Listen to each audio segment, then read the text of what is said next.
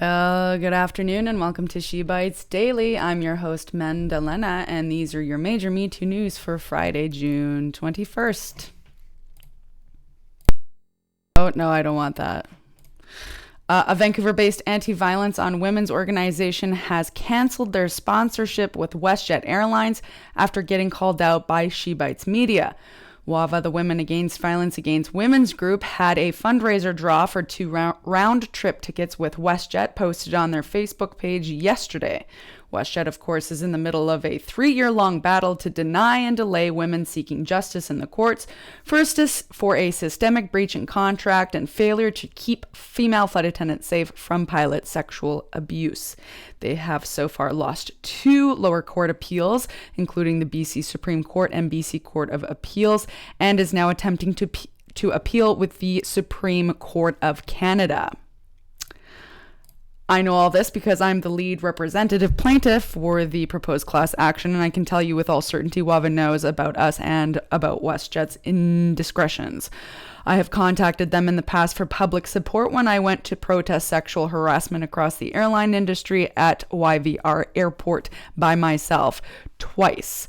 To boot, this is one of the biggest, most important lawsuits for women across Canada because if we win, we will set a precedent for women to hold their employers accountable when they fail to deal with sexual abuse.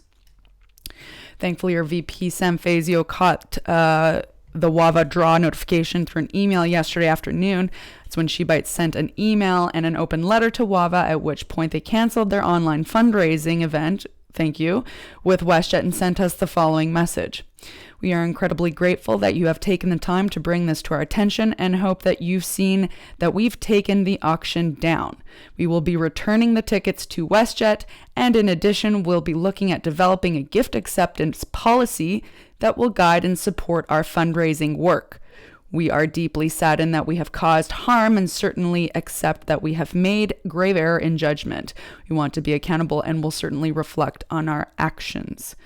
Our open letter to Wavaw can be read at www.shebites.ca, and we look forward to gaining more transparency about the general involvement of community women's organizations in the Me Too era. So stay tuned for that.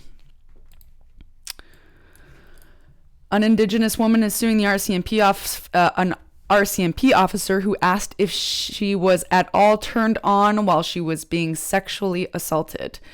The woman, who may or may not have chosen to be identified, was 17 at the time of the interrogation by a Kelowna Rcmp officer in March of 2012. Therefore, she has a publication ban on her. A video of what the Rcmp allege as the interview surfaced in May, in which the officer is heard asking whether the woman was at all turned on by the man who was assaulting her. The contents of that video drew the attention of members of parliament, obviously, and I'm sure, obviously, the Rcmp themselves. The survivor is suing Kelowna Rcmp Corporal Kenneth Hall, the Attorney General of Canada, and BC's Minister of Justice. Righteous. In her notice of claim, the woman says the 2-hour interview was demeaning, insulting, abusive, and was a reckless, misogynistic, and an arrogant departure from the standard expected of a professionally trained Rcmp member who used degrading, malicious interrogation as punishment after she came forward to them. I'm not surprised. No one I know is surprised. Anyone who acts like this is an isolated event is complicit. The Rcmp are useless at catching abusers because they themselves are abusers. So the concept of rape is actually simply part of the Rcmp manifesto. I give absolute righteous respects and props to this woman who's taking all of the authorities to task. And when and if she's ready, she can remove her own publication ban at any time to share her story. Don't let anyone let you believe that being silent is for your own good. A man from Lakeland, Florida, had his wife arrested for handing over his guns to authorities after he assaulted her and tried to run her over with his car. Joseph Irby was still in Polk County Jail when he said he wanted to press charges against his wife for entering his apartment and taking his guns.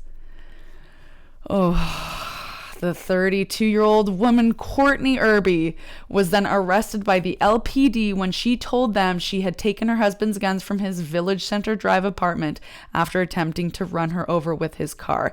In a shocking twist, the police replied by saying, "So are you telling me that you committed an armed burglary?" And Irby answered, "Yes, but he wasn't going to turn them in, so I'm going to." Courtney was then charged with armed burglary and dwelling of grand theft of a firearm. That's fucked up. Another great example of gun-loving laws and how they are actual weapons on women in the Me Too era. As my good friend Dr. Caroline points out, abusers are 5 times more likely to kill their partners if a gun is in the house, which bears sexist absurdities of their gun laws. That's fucked up. Anyway, we'll end on that one. Well, warriors, allies, survivors, girls and boys, this will be the last cycle of daily news for She Bites Daily. As of next week, we'll be switching to a weekly up-to-date news cycles, again, starting on Thursday. It'll give us an opportunity to get our own original stories in our casts, as well as give our team of 3 at the moment enough time to put original written stories together and video stories and as well podcasts. And as always, if you have any stories or comments or tips or anonymous tips or any information that you think would be of use to publish or broadcast, please do let us know. And you can reach us at shebitesmedia@gmail.com. Well, yeah, absolutely. Have a great weekend, everyone. And until next week, be sure to survive, disobey, and document.